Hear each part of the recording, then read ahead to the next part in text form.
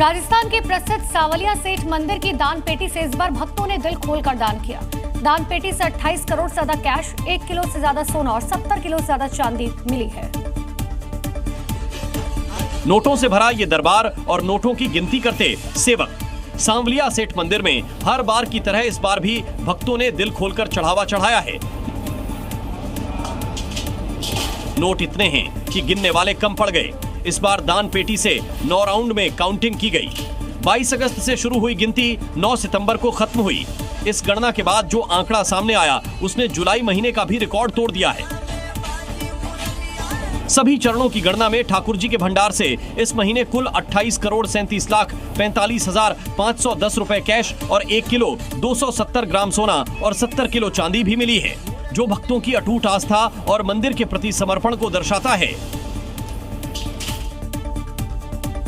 जम्मू कश्मीर के रियासी जिले में लैंडस्लाइड के 8 दिन बीत जाने के बाद भी तबाही देखने को मिल रही है। कई परिवार बेघर हो गए। चारों तरफ केवल तबाही के निशान हैं। जम्मू कश्मीर के रियासी जिले में लैंडस्लाइड से मची तबाही का असर 8 दिन बाद भी कम नहीं हुआ है। 4 सितंबर की रात शुरू हुई मूसलाधार बारिश ने महोर सब डिवीजन समेत कई इलाकों में जमीन धंसने की घटनाओं को जन्म दिया। इस आपदा में कई गांव पूरी तरह उजड़ गए, जिससे सैकड़ों परिवार बेघर हो गए हैं।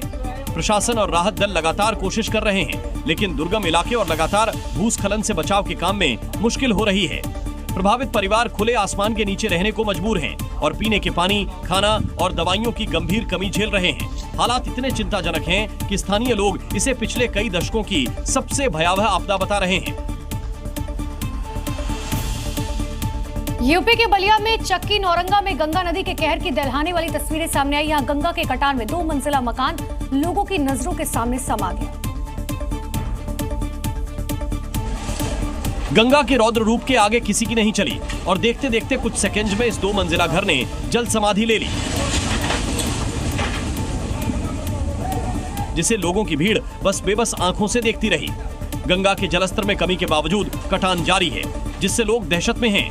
खबर है कि इलाके के 5 और मकान गंगा में विलीन हो गए, जिससे अब तक 126 मकान कटान की भेंट चढ़ चुके हैं। गांव के प्रधान का कहना है कि 1200 एकड़ उपजाऊ भूमि गंगा में समा चुकी है। कटान के चलते अपनी जमीनें गंवाने वाले किसान अब मजदूरी कर अपना गुजारा कर रहे हैं। डूबी फसलों का सर्वे कराया जा रहा है। जिन लोगों की छत छिन चुकी है, प्रशासन उन्हें अनुदान राशि देकर राहत पहुंचाने के काम में जुट गया है।